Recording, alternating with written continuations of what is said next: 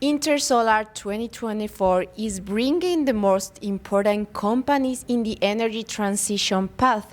And of course, when we talk about this, I have to talk to Astronergy, one of the most important companies in the solar industry. And to talk about this company, today I have the pleasure to say hello to Mrs. Huang.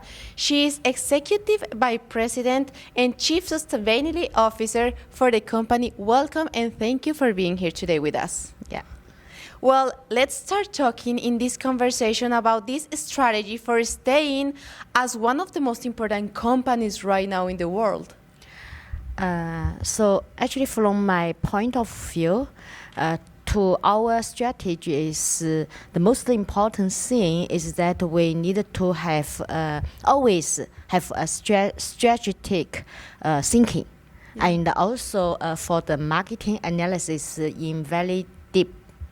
So it's a pioneer of the N-type TOPCon PV modules. So Astronergy, actually we do the investing to do the investment and also do the testing of the N-type TOPCon technology in 2021. And at that time, actually we do lots of analysis and from our comparison between different technology and our understanding that TOPCon technology is the most cost-effective. So that's why we think that TOPCon technology and this mass production will be continued for mass production for maybe for future 5 years. So that's why we do the investment for the TOPCon technology, and we started the mass production in 2022. So yes, and today we prepared this technology very ready, and we doing the ramp up for the whole production line is in very fast way. Let's say which we just do this in 3 months. So which this is very, I think is the most fast in the whole industry. So, and at the same time, we also always do in our R&D level, we do lots of the latest technology such as HGAT, such as BC, and also perovskite. All those different technology. So when we do the first analysis and find which kind of technology is ready, means is most cost-effective for the mass production, then we will start for the latest technology as well in the future. So this is the first thing. And the second is we think from the operation level, we need to always think of the cost reduction and always think of the good supplier chain management. So when we're talking about the cost reduction, it means, because for the PV plant, the utility scale project, actually the cost is the most important point that we need to think of. So that's why we need to reduce the cost of our modules so can benefit our customers. So yeah, so we do lots of actors to reduce our cost. Let's say to increase the capacity, and also to introduce the new raw material, which is with the same reliability and quality, but with lower cost. And also lots of things. So, and the other thing is, as I mentioned, let's say the supplier chain management. At this moment, the supply chain management is very important for us because we depend on most of the raw material from our cooperation and the suppliers. So So we need to focus on, let's say, the supplier as the stable supplier, and also to ensure the quality and the reliability of all those raw material. And we also need to understand, to set up the green supplier system. So yeah, so this is the things I think we are currently is doing, and to continuous ensure that Astronergy keep is the forefront pioneer in the whole industry. Yeah. Mrs. Huang, you already mentioned the TOPCon technology, and going deeper, I wanted to ask you what motivated the company to design these 500 watts TOPCon Astro M5 products in France, not only for the European market, but also for France. Yeah, so this is the product which we designed for 500 watt. So actually, I think from my point of view, is mainly three reasons. Yeah. So the first, the key reason is actually in France market.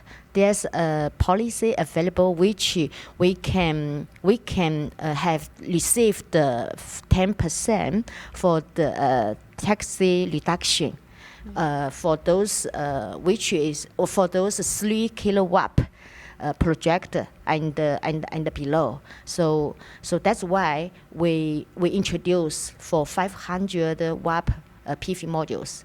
So we can install 6 pieces of them. Yeah. Then the total volume, the total maximum output is like 3 kilowatt. So it is the first thing. The second is the length of the module, which is designed for 500 watt PV piece modules. So also is very popular in Australia and other countries in Europe. So, and of course the power class also is acceptable and can meet the demand from our customer. This is the second. And the third point is actually at the beginning of this year, we do lots of strive to define the specialized products in specific market and specific scenario. So I think this is also is one example which we do our effort on this. Yeah. And let's keep this conversation in the technological way, because talking about the models, I know you combine in a good way the aesthetic with the efficiency. And this is my next question. How does the SBBTF technology combine this aesthetic and this efficiency and the models, and how you work with that? We are talking about the ZBBTF modules. So actually we can understand that there's some beneficial from the name of these products. ZBB means zero busbar. Yeah. So without the busbar on the cells, so it means it will be much more beautiful for the look. For the whole look of the module, and also once we remove the busbar of the cells, so it means we can increase the surface to accept the light. So it means can increase the cell efficiency and the power class. So this is the first thing. And the second is TF, means tailing film. Okay. Yeah, so tailing film is the technology which we introduced the films in between the two cells. Yeah. And there's some overlap in on the surface of the modules, and the fuse is in between of them to ensure the reliability of the modules, because this film can avoid the crack of the cells. Okay. And also, it means there's no, because we have the overlap of the two cells, so it means there's no gap between the cells. Okay. So it means we increase the those area of the cells and increase the power class as well. So it means we can with this ZBB TF technology, and we can produce the modules with higher output, with the higher reliability, and also higher looking, good looking for the module. Yeah. Mrs. Yuan, last but not least, we know the company is growing so fast, not only in China, but also in Europe, in Latin America. You're growing and growing and growing. And this is my question.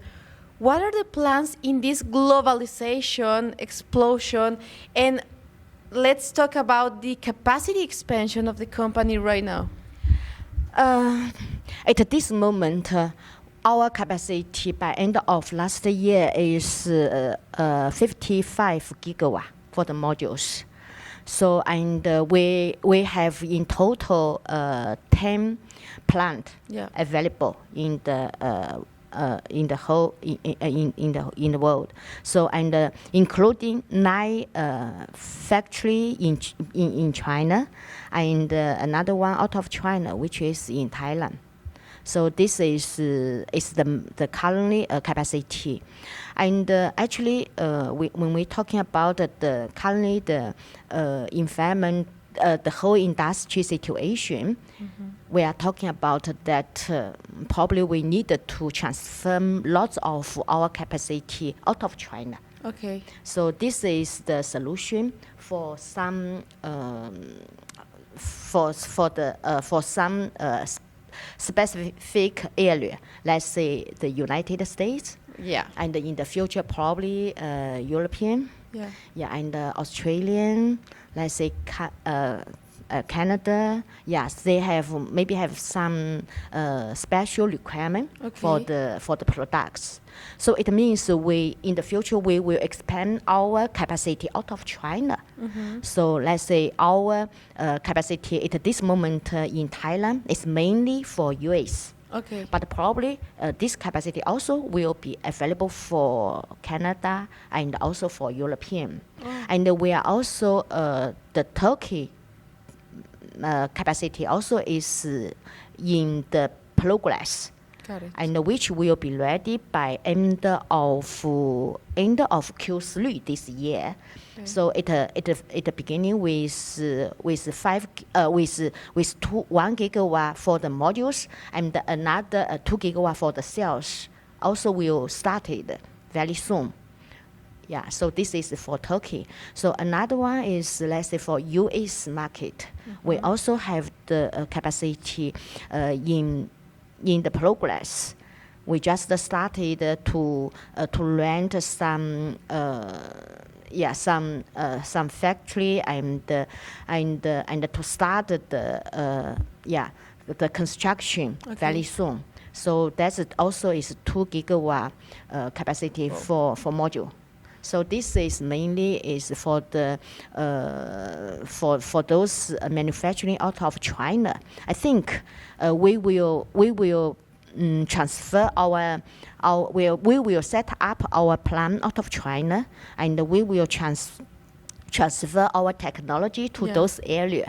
And all those projects, of course, will improve the economy in the local, in those areas, and also to have some local employee available. So this is the first thing. And from basically for the total capacity by end of this year, should be in total the number will be around 75 gigawatt for the module, and by end of next year the module capacity will be around 100 gigawatt. That's huge. That's huge. So, Mrs. Huang, Executive Vice President and also Chief Sustainability Officer, thank you for being here today with us in the cameras and microphones of Review Energy. Thank you.